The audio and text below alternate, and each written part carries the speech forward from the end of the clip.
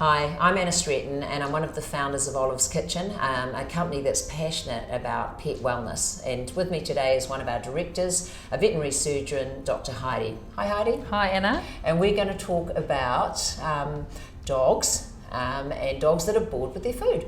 I don't know, do you see that a lot? Yeah, common problem. It is? Yeah. So what causes it? Some food is boring. It doesn't, like us. It doesn't Yeah. smell good. Yeah. It doesn't taste good. It is lacking the smells and excitement and joy that dogs should be getting out of food. And I guess the one way blame them. Yeah, but I guess the one way we know that is that they're going to not eat or reduce the amount that they eat. That's right. They go to the bowl, they go, meh, boring, come back later. Yeah, and so what do? How do we sort that? Well, we've got to get better at understanding what they need. So food for dogs should create joy in their life. It should taste good, it should be fresh, it should be wholesome, it should be exciting. When they eat, it should be a live chemical fizzing, whizzing, popping experience, I guess not like us. dead Just processed like us. food. Yeah. Exactly the Yeah. same. So good food is great for you and tastes amazing.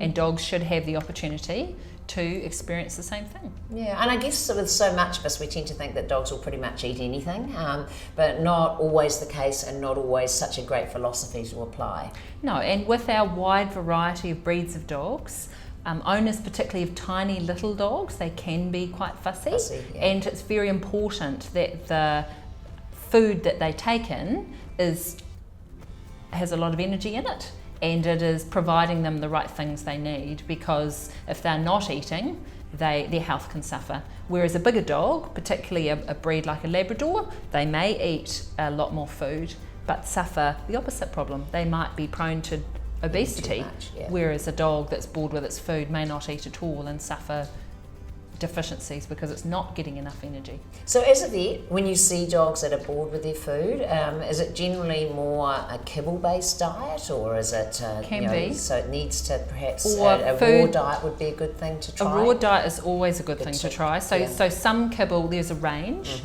depending on where those processed foods sit. But equally, dog roll is a New Zealand phenomenon. They don't have that in the States. They don't understand what dog roll is. And if you see it being made, it's not something that you should necessarily want to feed your dog, in my opinion, because of the huge amount of chemicals that go into preserving long life food. So even if the bacteria can't survive in the dog roll, that's what we're asking our dog to pull apart and make building blocks for the body. We can do better. So we're just asking people to do better.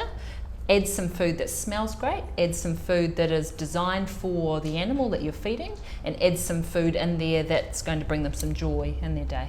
Yeah, I guess, the longevity of the dog roll works for a lot of people, and there'll be some income restraints for some people. So, what I'm hearing from you is the one thing that we can do to improve the quality of that food is just to add some fresh vegetables.